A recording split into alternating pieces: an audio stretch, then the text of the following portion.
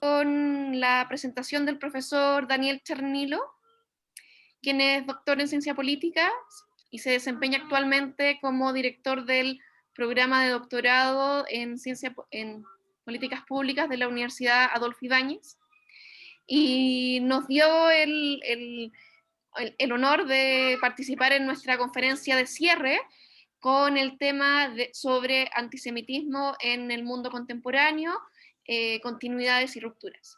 Daniel, muchas gracias, y muchas gracias a todos los asistentes. Bueno, gracias Valeria por la invitación. ¿Me escuchan bien? Y no, gracias a ustedes por venir. Lo que voy a hacer ahora es voy a presentar como una panorámica de algunas discusiones y caracterización del antisemitismo, ¿no?, en el mundo moderno, dado que el grupo que nos acompaña es un grupo heterogéneo. Entonces traté de hacer, no sin simplificar demasiado, pero también sin conceptos demasiado técnicos y sin referencias a debates académicos, no, con los que habría que estar familiarizado con anticipación. Y la idea entonces es que espero hablar alrededor de 50-55 minutos, no más que eso, y entonces que podamos tener un espacio para conversar y hacer preguntas. Y tal vez lo último que quisiera decir antes de empezar propiamente tal, es que este, por supuesto, es un tema muy importante para mí, no biográficamente, pero también no intelectualmente de manera creciente. Me he ido involucrando en estos temas, pero no es una de las áreas en las que he hecho como mi trabajo de investigación como más sistemático, y en ese sentido también ha sido una oportunidad muy bonita de poder como ordenar las ideas y de tratar de dar algún sentido como a reflexiones, a lecturas, a preocupaciones, ¿no?, que ya vienen desde hace algún tiempo. Entonces, dicho eso, voy a compartirles pantalla, tengo una presentación, y como les digo, espero hablar un poquito menos de una hora. Asumo que ven la presentación. Entonces, el título de la presentación es ¿no?, antisemitismo en el mundo contemporáneo, ¿no?, continuidades y rupturas.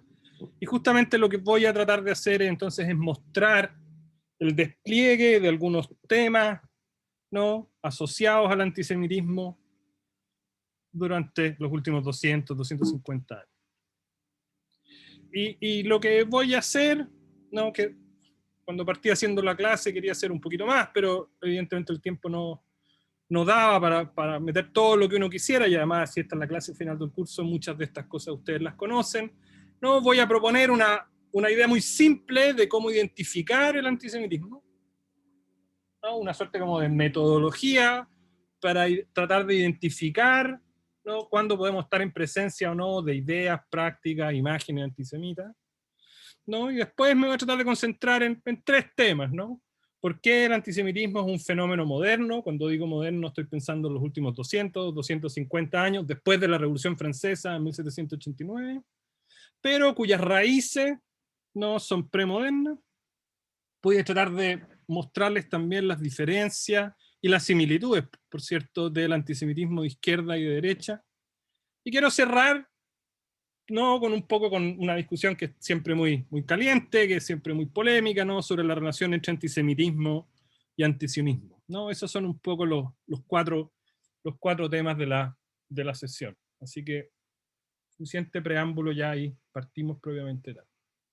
Esta definición que está arriba, ¿no?, está sacada de un libro, las referencias se las puedo dar al final, es una idea muy simple, está sacada de un libro muy bonito de una historiadora, filósofa norteamericana que se llama Deborah Lipstadt. Y Deborah Lipstadt tiene un libro muy reciente, ¿no?, que se llama Antisemitism Then and Now, y es un libro que está escrito como cartas, como una correspondencia entre Deborah, una estudiante y un colega, en que están discutiendo el tema del antisemitismo en el mundo contemporáneo. Y al inicio del libro, ¿no?, ella ofrece una definición bastante más académica, que nos vamos a saltar, pero dice, mira, que hay una definición muy simple, pero a la vez muy útil de antisemitismo. Dice, el antisemitismo no se expresa en el odio contra personas judías. es una forma de odio contra esas personas porque son judíos. Y esa idea, si ustedes quieren, que es más metodológica que conceptual, es una forma de tratar de reconocer el fenómeno más que definirlo como más profundamente, no nos va a acompañar durante toda la sesión. Entonces, ¿cómo identificamos el antisemitismo?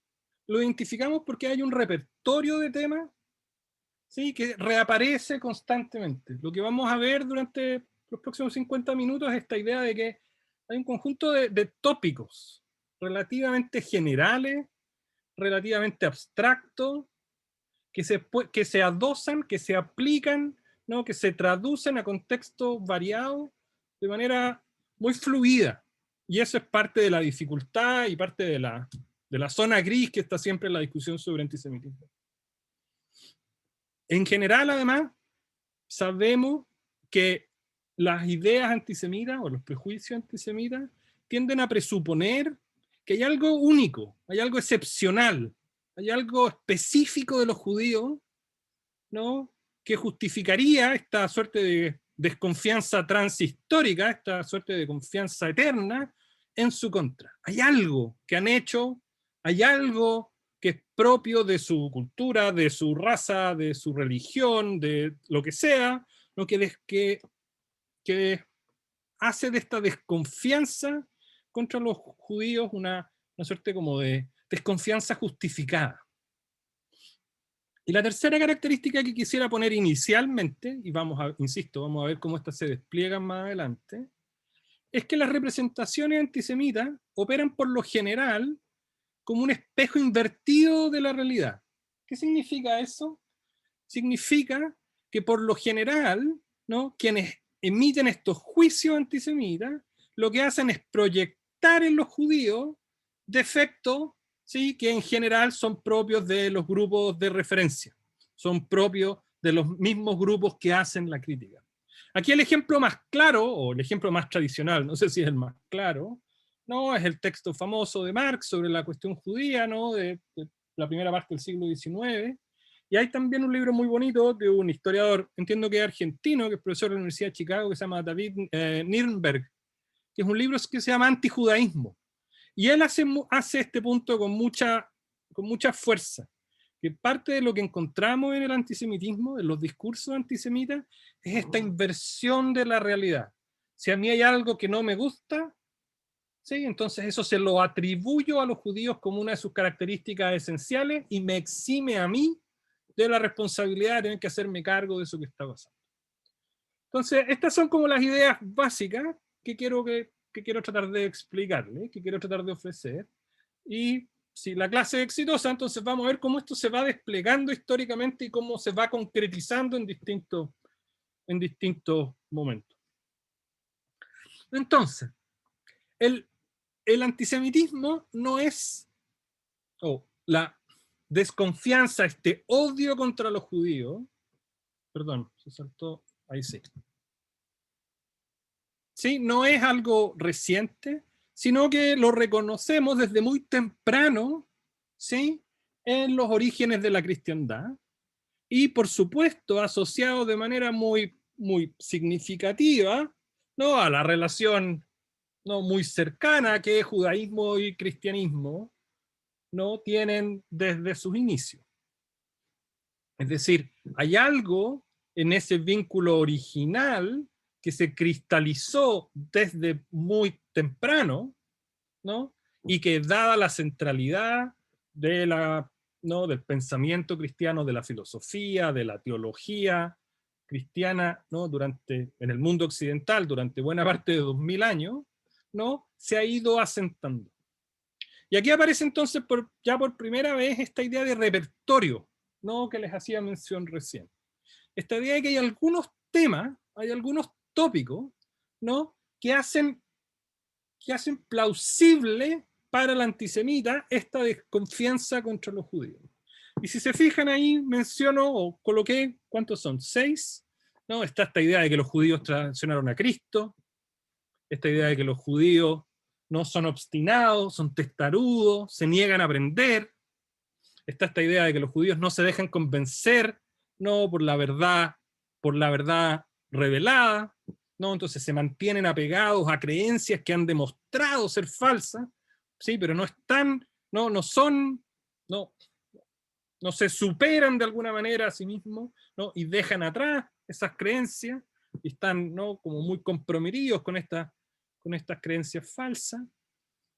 Desde muy temprano, ¿no?, desde alrededor del siglo XI o XII, aparece esta idea, ¿no?, de que los judíos cometen asesinatos, ¿no?, de niños, ¿no?, con fines rituales. No lo podemos obviamente vincular a las ideas de la salida de Egipto, pero ya está documentado, ¿no?, en Inglaterra, bueno, lo que era la Inglaterra de la época, creo que en el siglo XII, ya los primeros juicios y los primeros, no, si ustedes quieren, campañas de persecución contra los judíos asociadas a esta idea de que para Pesaj, ¿no?, los niños, los judíos deben raptar un niño, ¿no?, y asesinarlo para, ¿no?, usar la sangre con fines rituales, ¿no? Esto es lo que se conoce como, ¿no?, el blood libel, el libelo de sangre.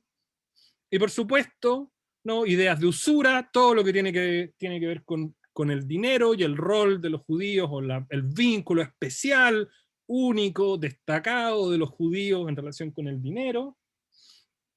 Y en un último tema, y a lo mejor la lista no es exhaustiva, como les dije, no, yo estoy partiendo con esta investigación y en la conversación me van a sugerir ustedes otro, o me van a ayudar a afinar algunos de estos, no, esta idea de que hay una doble moralidad, de que los judíos son siempre, no, a lo mejor debería empezar a hablar en primera persona, somos siempre, ¿no?, un poco chuecos, ¿no?, un poco, ¿no?, que no se puede confiar en ellos porque decimos una cosa pero hacemos otra, que tenemos un estándar para relacionarnos con el mundo gentil, con el mundo no judío, ¿sí?, pero un estándar distinto para relacionarnos con los otros judíos. Estos temas entonces se transmiten, se reproducen en imágenes, en textos rituales, en textos teológicos, ¿sí?, y están disponibles de una manera como bien esparcida, si ustedes quieren, bien amplia en la cultura occidental, en distintas zonas geográficas. Algo pasa, sin embargo, en el siglo XVIII. Los sociólogos hablamos en general de este periodo, ¿no?, la Revolución Francesa, después de la Ilustración, como el inicio de la modernidad. Algo sucede en este periodo, que a contar del siglo XVIII se produce, ¿no?, una transformación muy significativa de la sociedad europea en general, sí, pero de la sociedad judía en particular. Y es un proceso mucho más complejo, pero uno debiese decir que hay dos cuestiones muy significativas para el desarrollo del antisemitismo como un fenómeno moderno, pero que tiene raíces premodernas. ¿No? Hay dos procesos muy significativos que tienen lugar, ¿no?, desde, si ustedes quieren, la última parte del 18, ¿no?, en adelante. La primera es que la asimilación, ¿no?, el abandonar voluntariamente la vida judía, ¿sí?, la religión y los ritos judíos para integrarse de manera, ¿no?, abierta a la sociedad, ¿no?, más amplia, ¿no?, deviene una posibilidad cada vez más real, ¿no?, para las comunidades judías en buena parte de Europa, posiblemente más en Europa occidental ¿no?, que en Europa oriental. Pero esta idea de la asimilación, ¿no?, esta idea de que uno puede optar por ser judío o no ser judío, uno puede dejar de ser judío, uno puede ser judío de distintas formas, ¿sí?, o que la identidad propia no está necesariamente definida, ¿no?, por el judaísmo, es algo que comienza a suceder en este periodo, y que por lo demás es una tendencia que vale para todas las naciones y para todos los grupos humanos alrededor de este periodo. Y si ustedes quieren, como contracara de este mismo proceso, es el inicio del racismo, ¿no?, del pensamiento racial más sistemático, más científico, biológico, ¿no?, que busca como asentarse en criterios de lo que en esa época se asumía eran criterios científicos, para entonces diferenciar, ¿no?, entre grupos humanos de manera incontrovertible. Entonces, si se fijan, es un proceso medio contradictorio, porque por un lado está esta flexibilización de qué es lo que, de si uno quiere o no, o si una comunidad quiere o no continuar siendo judía y cómo ha de hacerlo, y cómo cada judío en el fondo debe tomar la decisión de si quiere continuar o no practicando la religión de sus antecesores, y que por tanto entonces hace de la pertenencia al judaísmo una cuestión, si ustedes quieren, no absolutamente voluntaria, pero bastante más flexible que antes. Y por otro lado, este pensamiento racial, ¿no?, que busca basarse en hechos supuestamente objetivos. Hoy día, por supuesto, sabemos que no hay tal cosa como raza en este sentido, que justamente apunta en la dirección contraria, ¿no? Y que lo que dice es, no, lo que hay, ¿no?, es grupo específico, cada uno con sus propias características, color de piel, por supuesto, tamaño de la nariz, en el caso de los judíos, tamaño de las orejas, altura, etc. Entonces, lo que sucede aquí, y esto es muy importante para el desarrollo del antisemitismo moderno, es que ya no hay una única respuesta a una pregunta que hasta este periodo es una pregunta que no existe, que no tiene sentido. O sea, ¿quién es judío? ¿Quién practica una religión judía? ¿Quién nace al interior de una familia judía? Pero a contar de este periodo, ¿qué es el judaísmo? ¿Quién es judío? ¿Cómo se define esta colectividad, este pueblo judío? ¿Qué pasa cuando uno deja de creer, ¿no?, o deja de practicar una religión? ¿Cómo y por qué sigue siendo judío? Esas no eran preguntas que estuvieran disponibles antes, si ustedes quieren, pero que hoy día se transforman, hoy día, en este periodo, se transforman en, ¿no?, preguntas muy fundamentales. Entonces vemos que se produce este como quiebre histórico, ¿no?, en este periodo y de aquí en adelante, donde la pregunta por qué es el judaísmo, ¿sí?, deviene problemática. Y si se fijan, ¿no?, esta es una tabla que les voy a poner varias veces para ir tratando de mostrar este repertorio de temas, ¿sí? Hay ¿no?, en el periodo que muy gruesamente llamé premoderno, antes del siglo XVIII y en el periodo moderno, ¿no?, hay un conjunto, están estos temas que se repiten, ¿sí?, pero que adoptan una nueva forma en la medida en que las circunstancias históricas y sociopolíticas van cambiando. Entonces pasamos del judaísmo como una religión a una pregunta abierta: ¿por qué es el judaísmo? Una cultura, una nación, una raza, y por cierto una religión, ¿no?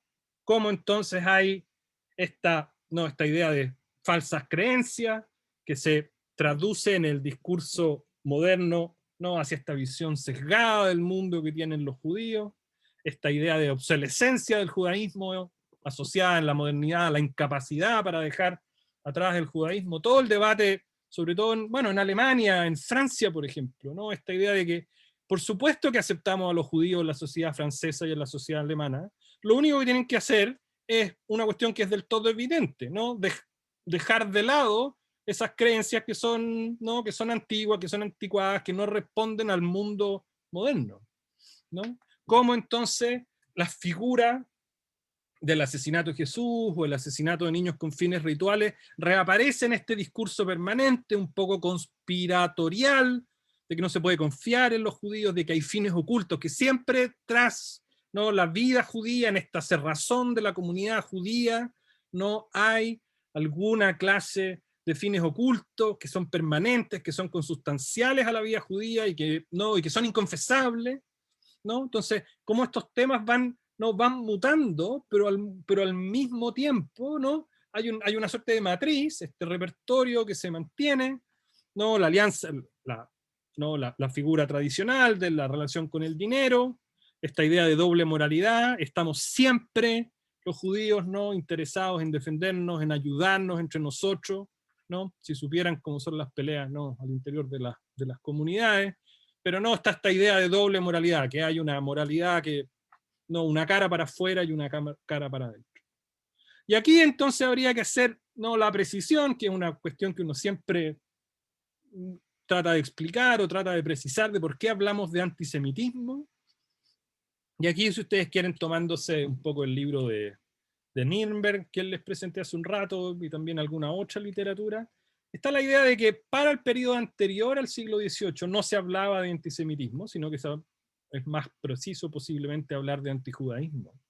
Y la idea de antisemitismo propiamente tal surge al principio del siglo XIX, asociado al desarrollo de la lingüística, sobre todo en el mundo no alemán, ¿no? Y esta idea de que a través de la designación de grupos lingüísticos autocontenidos, uno podía llegar entonces a identificar familias de pueblo, y aparece esta idea, esta es una idea que no está disponible antes del siglo XIX, de que hay tal cosa como un grupo de pueblos semitas, entre los cuales estarían los judíos, que compartirían algunas raíces lingüísticas. Entonces la idea de antisemitismo no es de este periodo. Por cierto, hoy día no hay ninguna disciplina académica que asuma, ¿no?, con mínima credibilidad la idea de que hay tal cosa como pueblos semitas, ¿sí? Entonces, por eso también la idea de antisemitismo tiene algunas otras dificultades conceptuales que podemos discutir después.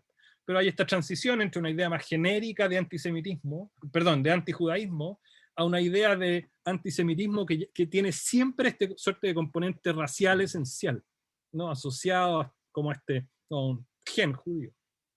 Entonces, lo primero que acabamos de hacer entonces es ver esta transición, ¿no?, entre judaísmo, perdón, entre antisemitismo más tradicional y un antisemitismo moderno. Vámonos hacia el final del XIX y ya al siglo XX, y veamos un poco sobre, ¿no?, el antisemitismo más ideológico, ¿no?, el antisemitismo de la derecha y el antisemitismo de izquierda, ¿no? Las distintas ideologías políticas, conservadurismo, liberalismo, anarquismo, fascismo, comunismo, ¿no?, tienen como característica común, ¿no?, lo que las hace ideología, la forma en que las entendemos como ideología, es que ofrecen una comprensión del mundo que es total, ¿no? Lo propio de las ideologías, por eso a veces se habla como del fin de las ideologías en el mundo contemporáneo, en el sentido de que ya no hay estas macrovisiones que organizan la sociedad como un todo, ¿sí? Pero durante buena parte de los últimos 250 años sí las hemos tenido, y algunas de estas siguen, ¿no?, vigentes. Entonces explican las ideologías cómo funciona la sociedad, ¿no? La sociedad funciona a través de la propiedad privada, funciona a través del Estado, funciona a través de la libertad individual, funciona a través de los valores religiosos, ¿no? Tiene una idea general sobre qué es lo propio de la naturaleza humana. Los seres humanos somos colaboradores, somos egoístas, somos soñadores, somos prácticos, somos distintas cosas. Y por cierto, esto es muy importante para todas las ideologías, ¿no? Las ideologías ofrecen una idea de futuro. Está esta idea de cómo queremos que sea la sociedad ideal, ¿no?, que está por venir.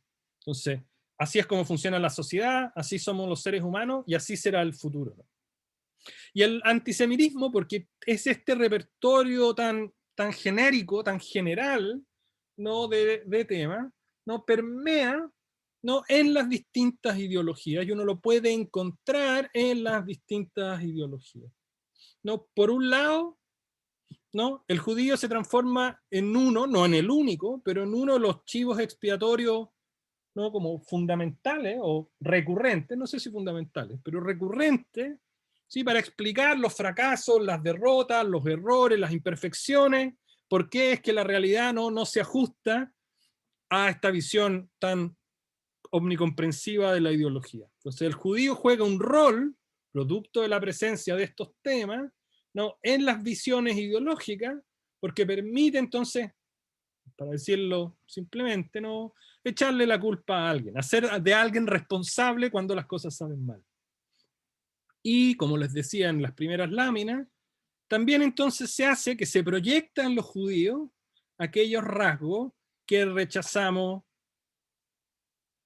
¿no?, o que rechazamos, pero que nos cuesta asumir como propio. Entonces, si queremos enfatizar la cooperación, los judíos son egoístas. Si queremos enfatizar la identidad cultural, entonces los judíos no tienen raíces. ¿Se fijan? Ofrece este repertorio de temas, ¿no?, la posibilidad de colocar en el judío la responsabilidad por un lado y la encarnación de defectos por el otro. Veamos entonces. El antisemitismo es originalmente una ideología de derecha. ¿Sí? Cuando digo de derecha está más ligado, ¿sí?, si ustedes quieren, a las ideologías más nacionalistas por un lado y a las ideologías más religiosas, más conservadoras por el otro, ¿no?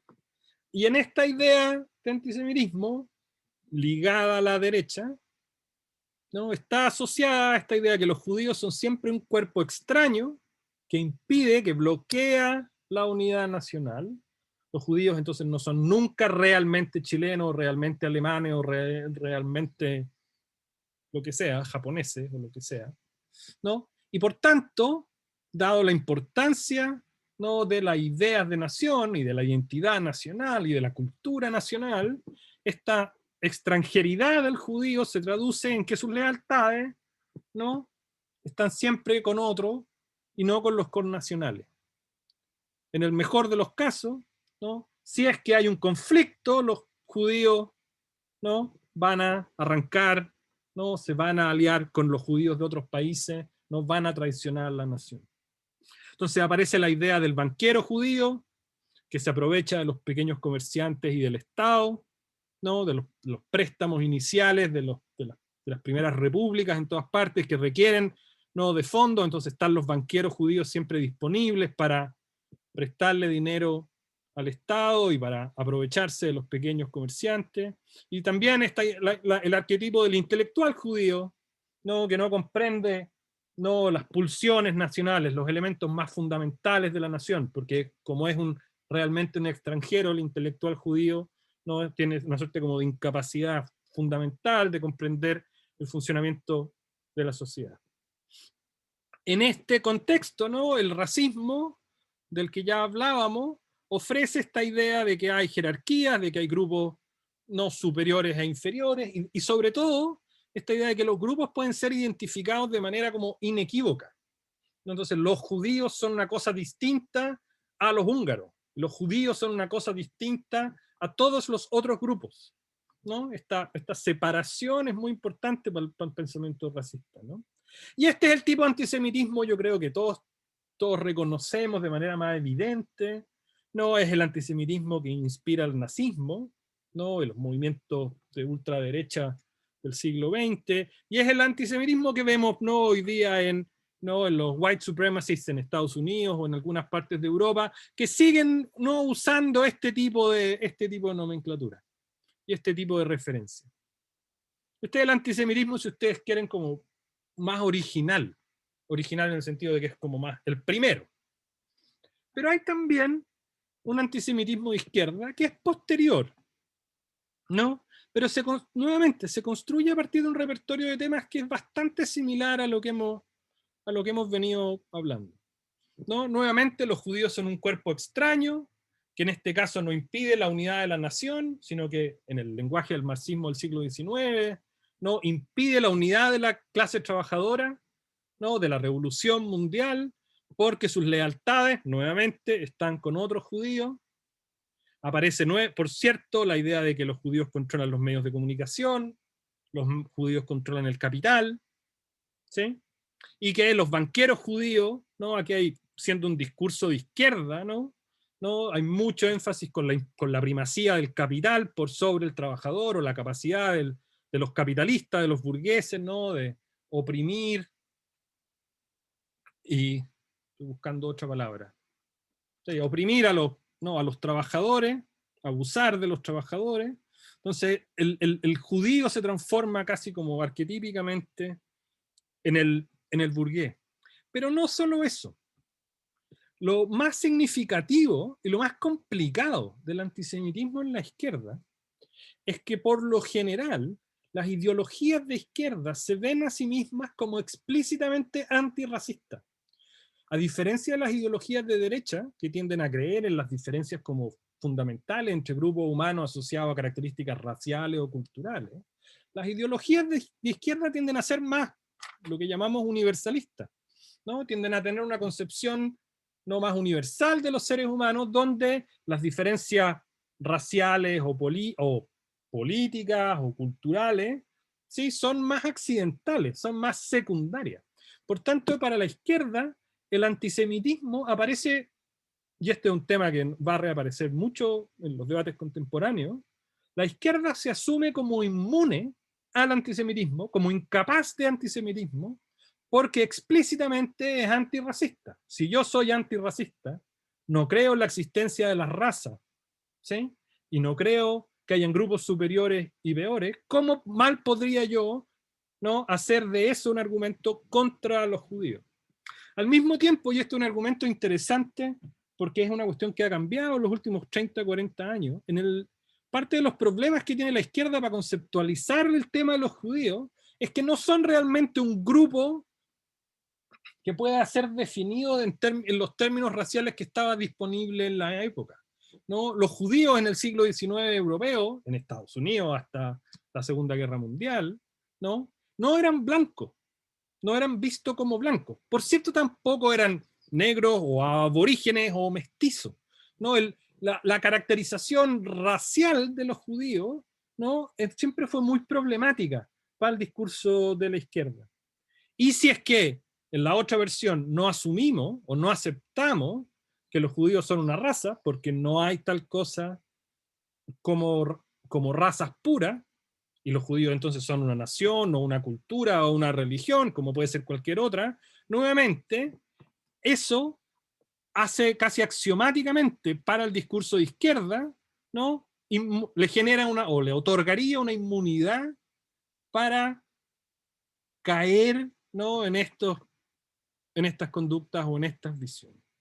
Entonces, lo más interesante, tal vez lo más complicado del antisemitismo de izquierda, es que para la izquierda, como norma, es difícil reconocer o aceptar, ¿no?, su propio antisemitismo, porque el pensamiento racista con que está ligado el antisemitismo es contrario a uno de los fundamentos más significativos del pensamiento de izquierda, que es estas ideas universales de especie humana, ¿no? Y si se fijan, eso lo vemos, ¿no?, en los debates políticos constantemente, esta idea de que ¿cómo podría ser yo racista? Es una cuestión muy significativa en el discurso izquierdo.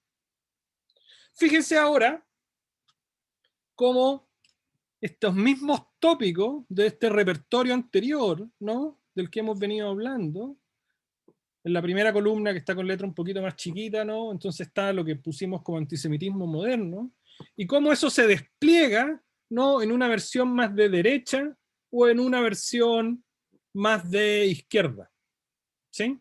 Entonces, esta idea ¿no?, de que los judíos son cosmopolitas sin raíces, ¿no? Heidegger, un filósofo muy importante del siglo XX, alemán, militante del partido nazi, ¿no?, hablaba de los judíos como semitas nómades, ¿no? Esa era su forma de referirse despectivamente a los judíos, ¿no? En la versión de izquierda, entonces, esta visión particular de mundo está asociado, ¿no?, al sionismo, y sobre eso vamos a hablar un segundo más, ¿no? Esta incapacidad para dejar atrás el judaísmo, ¿no?, la incapacidad para asimilarse a la nación, la incapacidad para abandonar la lealtad particular, ¿no? Entonces la derecha, ¿no?, los judíos estamos siempre complotando, ¿no?, buscando, ¿no?, guerras, ¿no?, el caos, la anarquía, porque eso entonces permite hacer negocio, ¿no? Es la versión más de izquierda. Ahora Israel se ha transformado entonces en esta nueva obsesión. Y por supuesto, en términos de doble moralidad y relación con el dinero, ¿no?, el tema aparece en ambos casos por igual.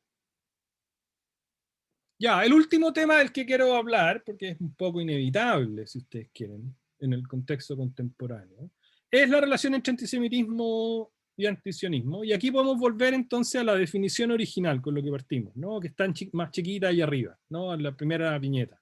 El antisemitismo no se expresa en el odio contra personas judías, es una forma de odio contra esas personas porque son judíos.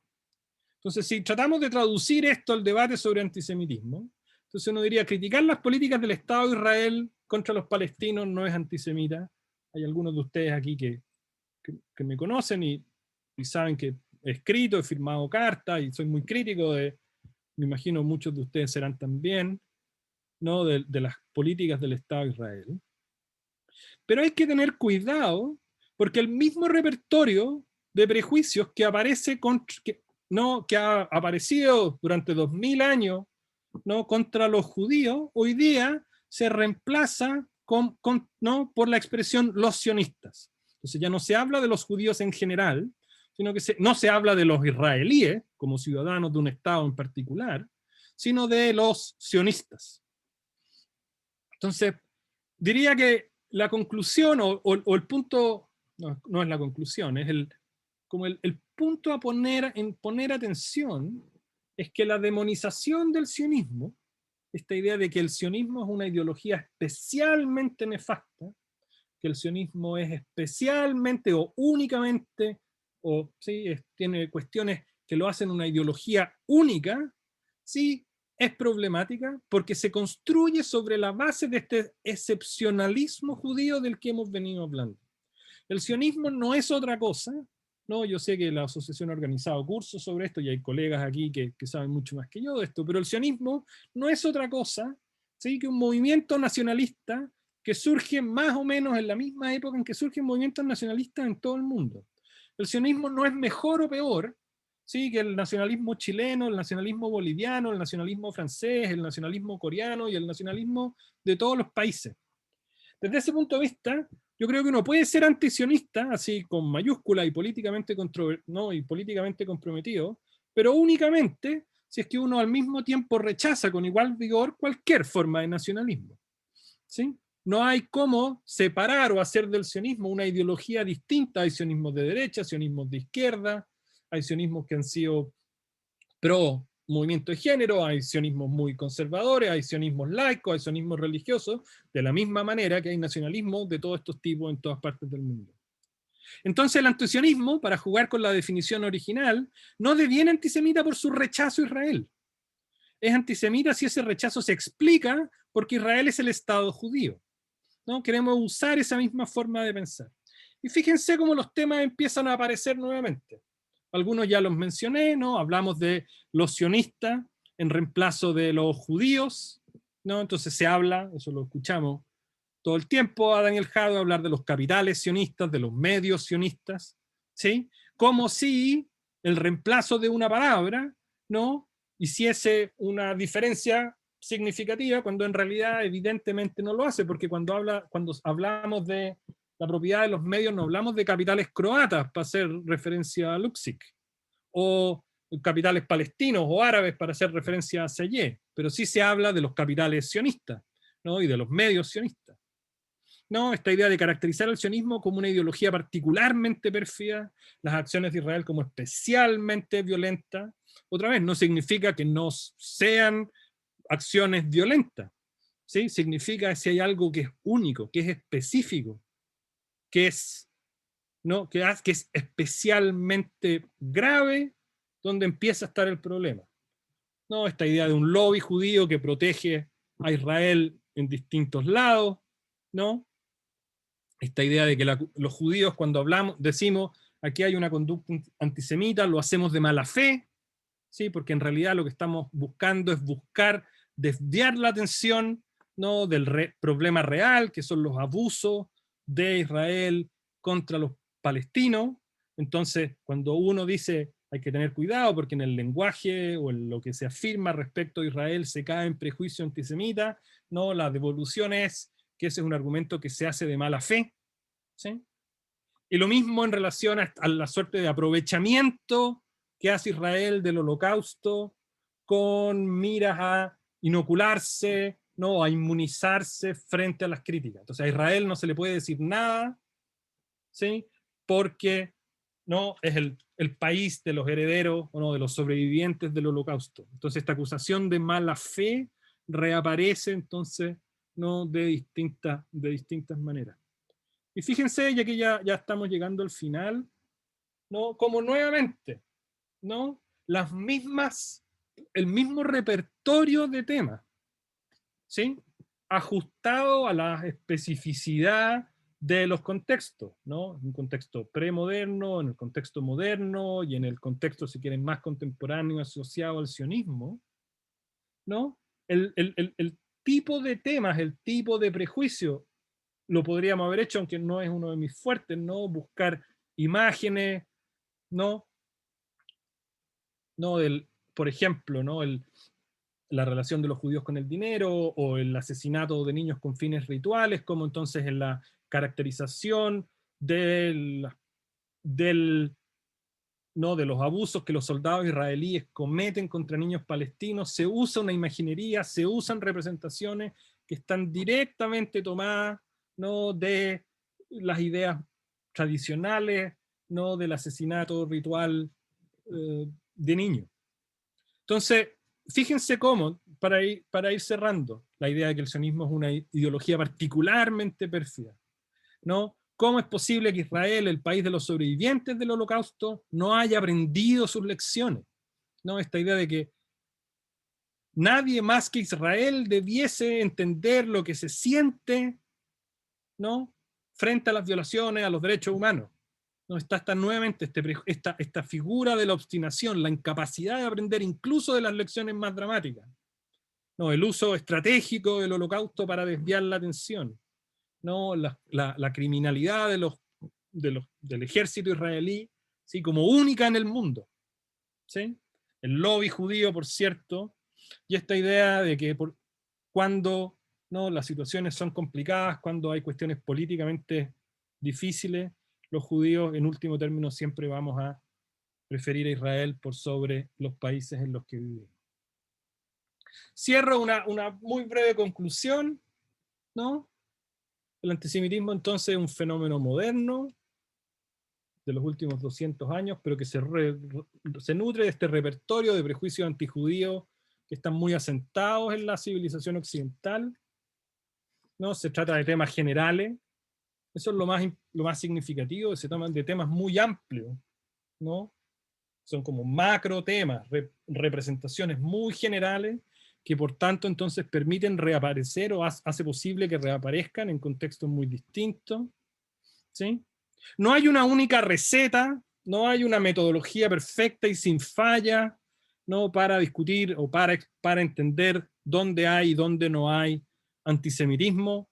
Aún más complicado es con el tema del antisionismo. Muchas veces el antisemitismo es implícito, muchas veces el antisemitismo no es una cuestión de intención, o más bien, la conducta antisemita o las expresiones antisemitas no reflejan intenciones o motivaciones de quien las emite, pero eso no lo hace menos reales, porque la discriminación o el prejuicio o la violencia que se puede ejercer contra los judíos entonces no es real, no se traduce a una cuestión, o no se reduce a una cuestión subjetiva, sino que tiene, ¿no?, características y consecuencias reales.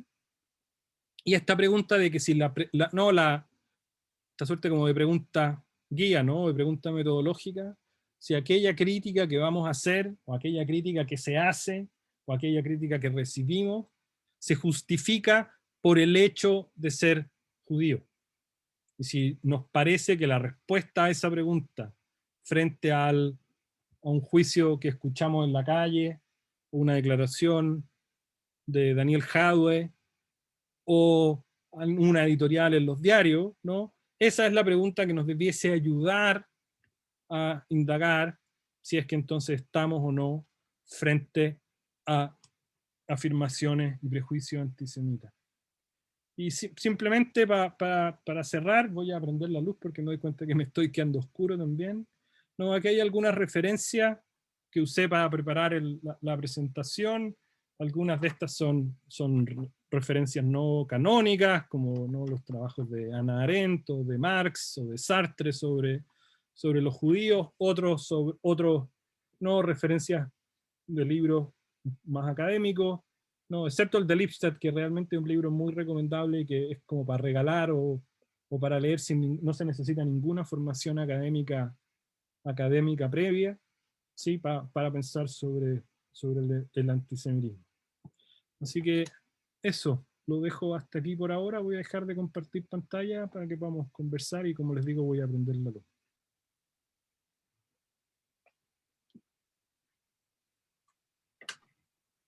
Muchas gracias, Daniel. Ha sido muy interesante tu charla, ha sido muy ilustrativa, nos ha permitido concretizar y volver a dimensionar algunos de los conceptos que se habían desarrollado a lo largo del curso.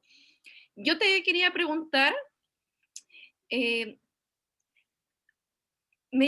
siempre me llama mucho la atención el antisemitismo de derecha, el antisemitismo de izquierda, y los dos como emergiendo de todos los procesos de modernidad. Pero quería ver si, más allá de lo que tú has presentado, si tienes quizás alguna proyección de cómo pueden seguir evolucionando con las trayectorias que han tenido la izquierda y la derecha, cómo evolucionó de forma distinta el antisemitismo en cada uno. Ya, yo creo que eso se puede hacer. Una manera... ¿Contesto al tiro o quieres agrupar preguntas como prefieras, Valeria? No, prefiero que vayas contestando de una si la gente se anima a hacer más preguntas. Antes de que me ponga a hablar. Ok, si tomamos como referencia el fin de la Segunda Guerra Mundial, la formación del Estado de Israel en el año 48 y la Guerra Fría, ¿sí? Una cuestión que ha pasado, ¿sí? Es que la formación del Estado de Israel, ¿sí? Y el establecimiento de Israel en el Medio Oriente se transformó en una de las causas más significativas, las razones las podemos discutir, ¿sí? Las razones de por qué fue así, se transformó en una de las causas más significativas para el discurso antiimperialista de izquierda, ¿sí? Durante la segunda mitad del 19. ¿Sí? Donde entonces la Unión Soviética, con esta visión supuestamente internacionalista, ¿no? Representaba los intereses de los países oprimidos, por oposición a Estados Unidos, que representa, ¿no? El poder militar y el poder del capitalismo. ¿Sí? Esa es la retórica de la guerra de Vietnam o de la guerra de Corea, y producto de la situación geopolítica en Israel. Entonces, hay algo muy significativo de que la causa palestina deviene en una causa muy significativa para el discurso antiimperialista, ¿sí? De muchos movimientos de izquierda desde los años 60 en adelante. Entonces ahí hay una trayectoria de ese, ¿sí? Donde antisemitismo efectivamente y antisionismo se juntan en el contexto de la izquierda. Por otro lado, y en relación con eso, o como parte de ese mismo proceso, empieza a suceder, piensen por ejemplo en América Latina, como todas nuestras, ¿no? Las migraciones judías, la mía por cierto, ¿no? Y las de varios de los que están acá también, ¿no? Son migraciones europeas que llegando a Chile, sin importar que nuestros abuelos hayan sido, ¿no? Europeos del este pobres como las ratas, son vistos como blancos. Los judíos, ¿no? llegan y aparecen como blancos. No somos mestizos, somos europeos y por tanto somos blancos. ¿Sí? Y eso entonces es una transformación muy significativa. Nadie pensaba que los judíos fuesen blancos en el sentido racial del término hasta la Segunda Guerra Mundial. ¿Sí? Pero ahí se produce un cambio que permite entonces el despliegue del discurso de prejuicio antisemita desde la derecha y desde la izquierda, asociado a que los judíos adoptamos una suerte de nuevo estatus racial, ¿no? Entonces en Estados Unidos los judíos pasan a ser blancos, en América Latina pasan a ser blancos, y producto de las migraciones, ¿no? Del sudeste asiático y del norte de África, en Europa también. Entonces, nuevamente hay una racialización de la identidad judía, ¿sí? que sigue por el lado de la izquierda, entonces son blancos, son los opresores, y por el lado de la derecha son blancos, pero en realidad, ¿sí? Sigue apareciendo este otro vínculo, ¿no? Con el capital, con Israel, con el control de los medios de comunicación, ¿sí? Y entonces también se permite esa... Entonces el contexto de la Guerra Fría, para cerrar la respuesta, es muy significativo porque este mundo bipolar ofrece estas trayectorias distintas. Entonces Israel es, ¿no? la expresión última del imperialismo americano, ¿sí? Israel es ¿no? o la causa palestina es la causa, ¿no? antiimperialista como axiomáticamente en los 70 y 80. Entonces, ahí esa es la trayectoria un poco en la que estamos hoy día. Muchas gracias, Daniel. Aquí nos llegaron dos preguntas que te las leo. De acuerdo a lo expuesto en esta clase, el antisemitismo sería algo moderno de los últimos 200 años, pero entonces, ¿cómo se interpretan los numerosos pogroms de la Edad Media? Es un poco lo que traté de presentar en las primeras láminas, que en el fondo es moderno porque se adosa, se adscribe, se integra a las transformaciones del mundo moderno, pero este sentimiento y esta visión antijudía no tiene nada de moderna, sino que está asociada y está construida desde los albores de la cristiandad por esta relación no simbiótica entre cristianismo y judaísmo, y esta necesidad de separación, ¿no? Del cristianismo, de transformar entonces a los judíos en esta suerte como,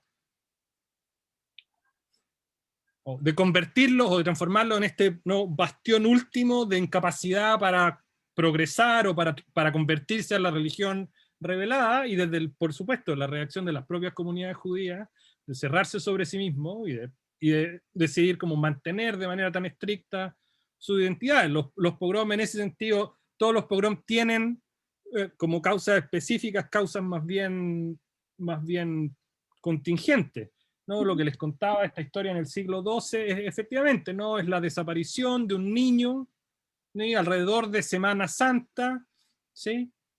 Y la explicación en esta zona del este de Inglaterra de que la desaparición de este niño estaba asociado a los ritos de Pesaj de los judíos, y ahí eso genera, ¿no?, esta reacción, ¿no?, muy violenta de la población en la zona. O sea, las causas específicas de los pogroms son siempre coyunturales. Lo que uno puede observar es que de alguna manera este repertorio de temas que les fui presentando es lo que ofrece la oportunidad para ir legitimando, ¿no?, esas acciones. Si me permites complementar tu respuesta, a lo largo del curso vimos que el antisemitismo surge como concepto en 1895 con William Barr, si no me equivoco el nombre, y que él planteaba la diferencia con el antijudaísmo, que el antijudaísmo era por ser judíos por religión, mientras que el antisemitismo moderno considera los temas nacionales, raciales, étnico-culturales, que son elementos que surgen con la modernidad. Por eso se considera que el antisemitismo es moderno, el antijudaísmo, que también nutre al antisemitismo, es mucho anterior. Otra pregunta, Daniel, una pregunta muy interesante. Las ideas antisemitas han permeado la cultura occidental, pero ¿han llegado también a las culturas orientales? Wow, no, una respuesta honesta no lo sé, no sé cómo es la presencia del antisemitismo, no sé, en el mundo budista o en Japón. Sí sabemos que en el mundo islámico sí hay, ¿no?, toda una retórica antisemita que se nutre un poco de las dos fuentes de las que venimos hablando, ¿no? Por un lado, la raíz religiosa y el conflicto, ¿no?, religioso, doctrinal, teológico entre judaísmo y islam, y por supuesto, ¿no?, el conflicto árabe-israelí. En eso puedo ponerles las referencias en el chat o mandárselas después por correo. Hay trabajos de historiadores súper interesantes, ¿no?, respecto, por ejemplo, todo el, todo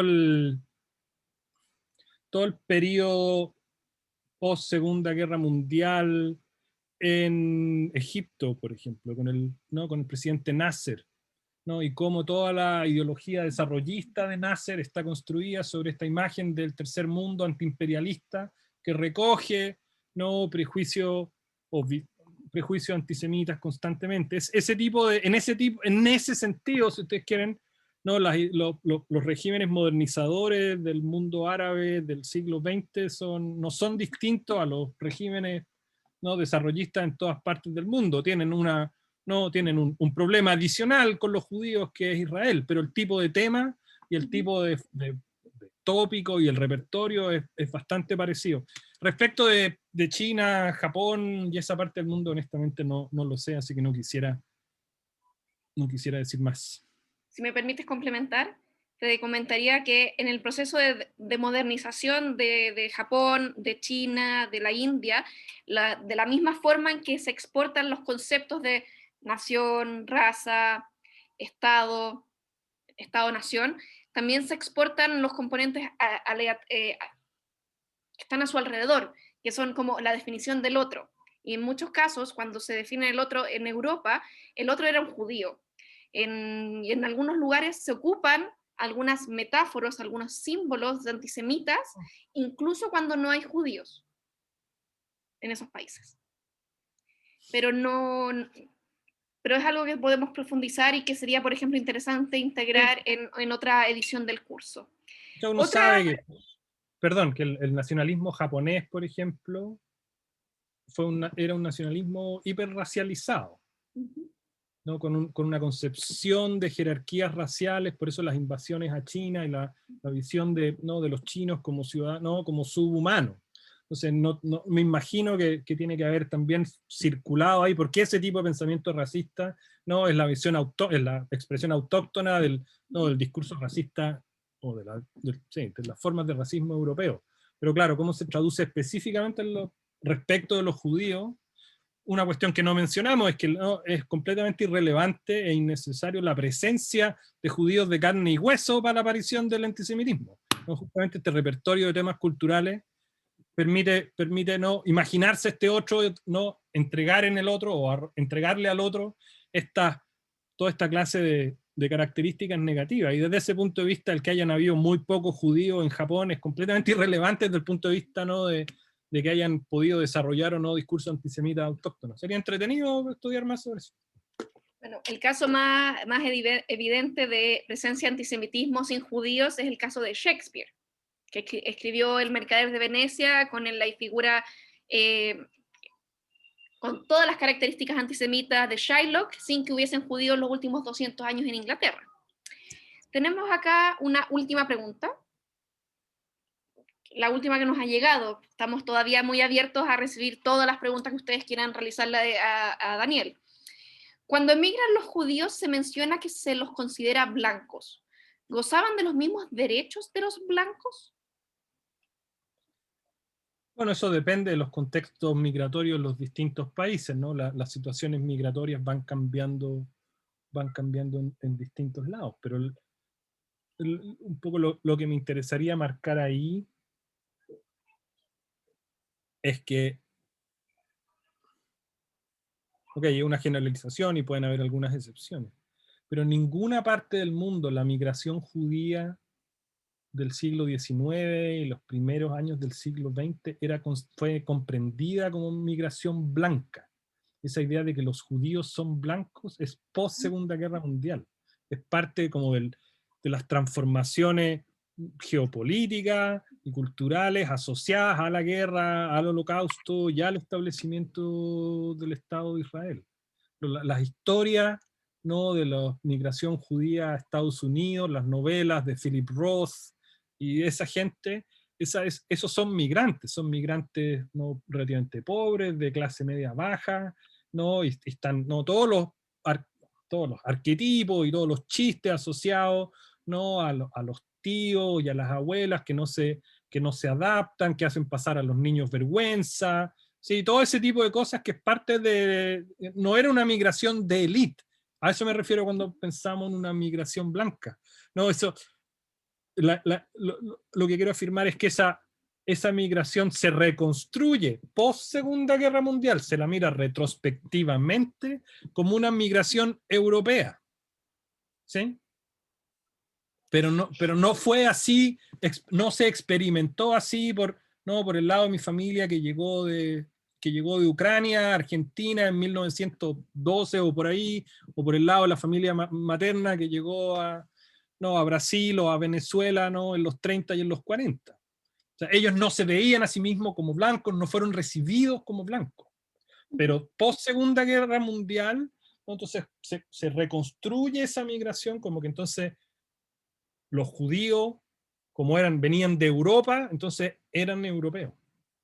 Respecto a las características o de las restricciones o no, esos son súper variables, porque los regímenes migratorios son muy distintos en los distintos países y cuán abiertas o cuán cerradas tuvieron las fronteras en distintos momentos en distintos países. Es una historia, claro, llena de detalles.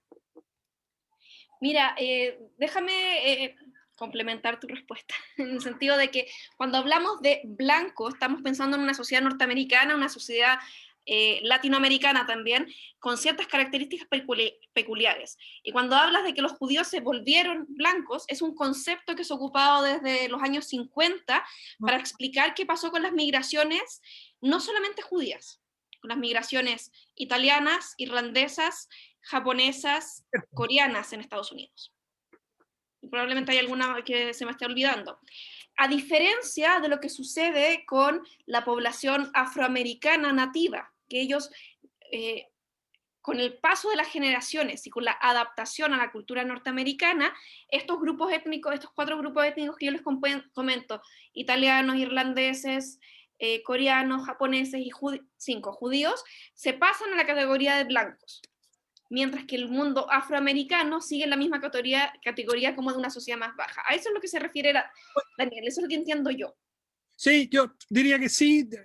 Tal vez donde me separaría es que posiblemente, a lo mejor tú conoces mejor en el caso norteamericano, pero claro, la migración oriental, ¿no? Por ejemplo, de China viene, o Corea viene con algunas características distintas. En el caso de los italianos, y de los irlandeses, hay desde el inicio, ¿no? El catolicismo juega como un rol muy importante, entonces esta suerte como de continuidad, ¿sí? Con la cultura occidental, ¿no? Aparece como un poco más evidente, y lo que hay es sobre todo esta idea de que es una migración por pobreza, ¿sí? Los irlandeses y los italianos que migran porque son pobres, ¿sí? No migran en ese sentido, claro, escapando de la guerra o escapando de los pogroms en el sentido en que escaparon. Pero es cierto, esta discusión respecto de quién se transforma en blanco en Estados Unidos tiene justamente que ver, ¿no?, con el movimiento de derechos civiles y la segunda mitad del siglo XX, tienes toda la razón. Bueno, después te puedo comentar alguna literatura que tengo acá sobre el tema, que justo lo estudié cuando estaba fuera. Yo creo que esta pregunta la hicieron cuando estábamos hablando del tema de que los judíos se consideraban blancos. Y nos preguntan cómo se consideran los judíos de África. No, me imagino que no veo difícil que se consideren blancos. Pero si quieren ponerlo en esos términos, sabemos, aquí está Johnny Novogrotsky por aquí también entre medio, ¿no? Él sabe mucho más que yo estas cosas, ¿no? Como en Israel, ¿no? Hay racismo contra esos judíos por el hecho de que no son blancos. O sea, en ese sentido, nuevamente, Israel no tiene absolutamente nada de excepcional, ¿no? Y pasan las mismas cosas que pasan en todos lados. Y desde ese punto de vista, por supuesto que no. La idea esta de que son blancos tiene que ver con que es cómo se reconstruye la historia de unas migraciones que tuvieron lugar en la primera parte del siglo XX, cómo se reconstruyen en la segunda parte del siglo XX, asociado a los procesos que estaban teniendo lugar en esas sociedades. En el caso europeo, por ejemplo, no es la migración, efectivamente, no del norte de África o del sudeste asiático. En el caso de Estados Unidos, ¿sí?, el movimiento de los derechos civiles. En el caso de América Latina, como el inicio del despertar, ¿no?, de los pueblos originarios. Y desde ese punto de vista, entonces, el origen judío queda resignificado como blanco. Va en esa dirección, claro. Solamente para aportar, pensando, por ejemplo, en los judíos en Sudáfrica, cuando estaba el apartheid en Sudáfrica, los judíos eran de las personas que, diríamos, de color de piel blanco, pero se comportaban y se asociaban con los negros, haciendo como una especie de derechos civiles, como fue Estados Unidos, pero en Sudáfrica. Y lo mismo en la lucha de los derechos civiles en Estados Unidos, los judíos estuvieron participando, un número importante de judíos participaron. Aquí tenemos otra pregunta, Daniel. Según tu criterio, el hecho de que gran parte de la izquierda apoye la causa palestina y el establecimiento de un Estado palestino, con lo que la persona que pregunta está de acuerdo, pero rechaza la existencia de un Estado judío, ¿no es una contradicción que justifica el pensamiento de muchos judíos de que el antisionismo es lo mismo que antisemitismo? Yo creo que ese es el problema central, efectivamente. Pues sí, ese es como la disyuntiva como más significativa. Sí, para reivindicar el derecho a los palestinos a la autodeterminación, ¿no?, hay que negarle el derecho a la autodeterminación a otro pueblo. Sí, hay una contradicción ahí que me parece a mí relativamente evidente. Por eso esta demonización del sionismo, de que el sionismo es fascismo, que el sionismo es, ¿no?, esta ideología especialmente pérfida. Ok, en sí mismo, puesto así en abstracto, en limpiecito, puede ser un juicio político respecto al cual uno esté de acuerdo o en desacuerdo y no pase nada. Pero por lo general, ¿sí?, esa afirmación, porque es tan radical, ¿no?, el sionismo, el fascismo, va rápidamente asociada a varios de los temas que yo fui mencionando, y ahí ya nos pasamos de la crítica política al sionismo como una ideología política cualquiera, respecto de la cual todos tenemos derecho a tener las opiniones que queramos, ¿sí?, a la justificación de ese juicio político porque es el Estado judío, porque los judíos se comportan de esta manera, porque Israel debiese haber aprendido las lecciones del Holocausto. Pero ahí ya nos salimos de la crítica política. Nos salimos de esa crítica política que es, insisto, completamente legítima. Entonces, por eso la discusión sobre antisionismo y antisemitismo es tan difícil, ¿no? Es difícil por muchas razones, pero una de las razones que la hace difícil es que, claro, en términos estrictos, cuando alguien dice, no, los sionistas son asesinos, no está hablando de los judíos, está hablando de los sionistas. O sea, ahí hay una suerte de primera posibilidad de decir, no, aquí no hay antisemitismo, porque no estoy hablando de los judíos. No, eso es lo que hace Daniel Jadwe todo el tiempo. Si no, yo no hablo de los judíos, yo hablo de los sionistas. Ahora, eso está estudiado, hay literatura y las organizaciones internacionales están bastante de acuerdo a estas alturas que eso no sirve como excusa. Porque a lo que se está apelando es a esta suerte de identidad esencial de los judíos del mundo que se identifican con el sionismo. Y el segundo paso es esta idea de que para explicar ese carácter especialmente pérfido del sionismo se recurre a estos, ¿no?, tópicos que yo mencioné. Y ahí entonces nuevamente la línea que parece posible, que es posible de plantear, de hacer una crítica política a lo que a la muralla que no en Israel, como la crítica política a la muralla de Trump, ¿sí?, se pasa a otra cosa. Tenemos acá una última pregunta y que está también muy vinculado con lo que con lo que comentabas recién. ¿Crees que el antisemitismo en Chile actualmente es especialmente virulento o es similar al de los últimos 50 años? Es una súper buena pregunta. No sé si hay estudios empíricos que permitan hacer una afirmación en un sentido u otro. No creo que tengamos encuestas panel, ¿no?, para medir antisemitismo en los últimos 50 años. Pero hay algunas cuestiones que uno sabe. O sea, en Chile hay un nivel de antisemitismo relativamente, no sé si alto, pero al menos constante, asociado al hecho de que hay una comunidad palestina muy, muy grande, que incluso sin hacer atribuciones de intencionalidad, y puede ser mucho que ver con cuestiones de educación, de precisión terminológica o de diferencias políticas, cae con facilidad en estereotipos antisemitas. Ahora, lo que sí sabemos es que asociado, o más bien, yo lo construiría así, en los últimos 10 o 15 años, lo que ha reaparecido, porque uno podría pensar que durante buena parte del siglo XX, o la segunda mitad del XX, estuvo más dormido, es el antisemitismo de derecha. El antisemitismo racista de los supremacistas blancos, no nos van a reemplazar, ¿no? Ese antisemitismo, que por supuesto culmina en el Holocausto, y que por tanto por 30, 40 años, ¿sí?, resultaba prácticamente imposible de ser presentado en términos públicos, ¿sí?, ese ha empezado a tomar fuerza en todas partes del mundo.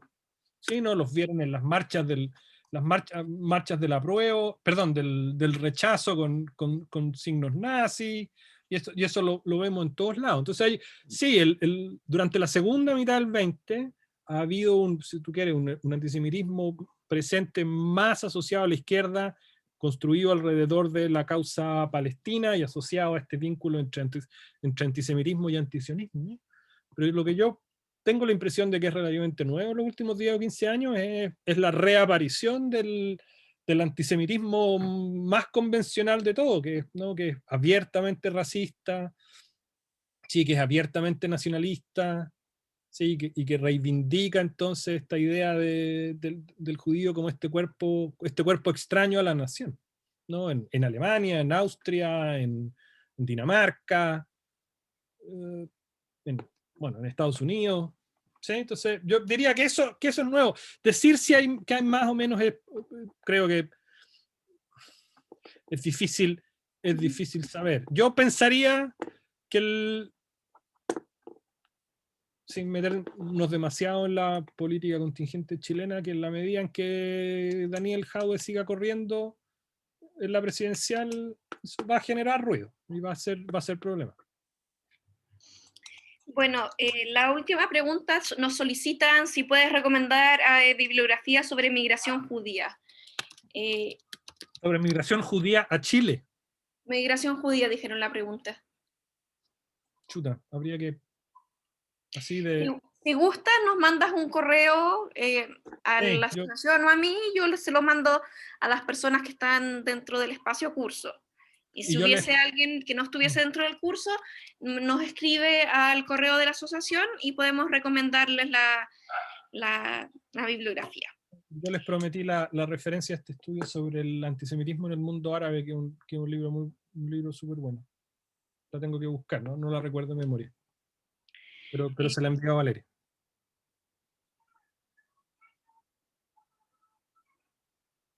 Ok.